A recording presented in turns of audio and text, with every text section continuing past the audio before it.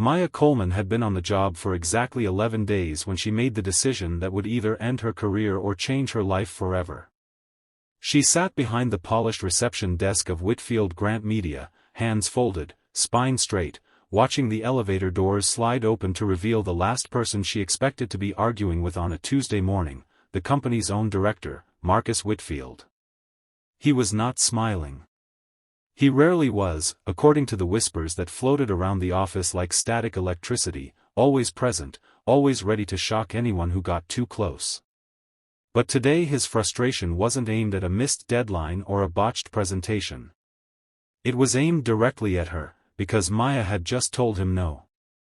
Before you find out what happened next, if you believe in kindness, in second chances, and in ordinary people who choose to do the right thing even when it costs them everything, hit like, drop a comment, share this video with someone who needs a little hope today, and subscribe to Kindness Corner so you never miss a story like this one. Marcus needed a signature. Not just any signature, an emergency override on a client contract that would have quietly buried a clause most employees would never notice, a clause that would have cost a small vendor nearly everything they had. It needed reception's timestamp and approval code, a formality really, something previous receptionists had signed without blinking, trusting that the director knew best. Maya had read it twice. Then she had read it a third time, because something about the numbers didn't sit right in her stomach. She was 29 years old, a single mother to a 6-year-old boy named Elijah, and she had taken this job after 18 months of rejection letters and unanswered applications. She needed this paycheck the way a drowning person needs air. She knew, with total clarity, that saying no to Marcus Whitfield could mean saying goodbye to the only stable income she had found in over a year. And yet, sitting there with his rigid, expectant hand held out for her stamp, she found she could not make her fingers move. "I can't sign this," she said quietly, her voice steady even though her heart was hammering so loud she was sure he could hear it. The vendor's payment terms were changed after they already agreed to the original contract. "If I sign this, I'm telling them we approved something we never actually offered them." Marcus's jaw tightened. He explained, in the clipped tone of a man used to being obeyed, that this was standard procedure, that she was new, that she did not understand how business worked at this level, that a signature was just a technicality standing between him and closing a deal that mattered to the entire company's quarter. He reminded her, not so subtly, that her position was still within its probationary period. Maya's hands trembled slightly beneath the desk, out of his sight. She thought of Elijah's worn-out sneakers that were a size too small, of the rent due in 9 days, of the electricity bill she had paid late twice already.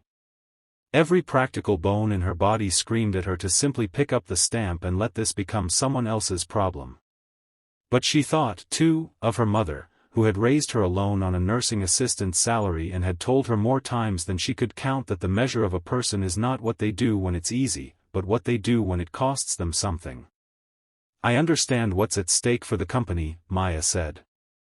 "But I can't be part of misleading a vendor who trusted us to deal fairly. I won't sign it." The lobby had gone quiet. A few employees near the seating area had stopped pretending not to listen. Marcus stood there, red-faced, humiliated in front of his own staff by a receptionist barely 2 weeks into the job. For a long, suspended moment, nobody moved. Then he turned on his heel and walked back toward the elevator without another word, leaving Maya alone with the weight of what she had just done. She did not sleep well that night. She lay awake staring at the cracked ceiling of her small apartment, replaying the exchange, wondering if she had just thrown away the one job that was keeping her and her son afloat. She imagined updating her resume again, sitting through more interviews that led nowhere, watching Elijah's face when she had to explain, again, that things were tight. But the next morning, when she walked into the office, braced for a termination notice waiting on her desk, she found something else instead. Marcus was standing by the reception desk, unusually early, unusually still. He told her that after she left the night before, he had gone back and reread the contract clause himself, this time without the pressure of a closing deadline clouding his judgment. He admitted, in a voice much quieter than the one he had used the day before, that she had been right. The vendors' terms had been altered without their knowledge, and had it gone through, it would have been the kind of decision that could have destroyed the company's reputation and, more importantly, destroyed a small family business that had trusted them. He told her that in 15 years of running that office, no one, not senior managers, not long-time employees, had ever stood their ground with him the way she had, knowing full well what she stood to lose. He said that kind of integrity was not something you could train into someone. It was something rare, and something his company desperately needed more of. That single conversation changed the course of Maya's career. Within 6 months, she was promoted out of the reception desk entirely and into a compliance role Marcus created specifically because of what she had shown him that day. She was no longer just answering phones and greeting visitors, she was reviewing contracts, protecting vendors and clients alike from the kind of oversight that had almost slipped through. Elijah got new sneakers that fit. The electricity bill got paid on time.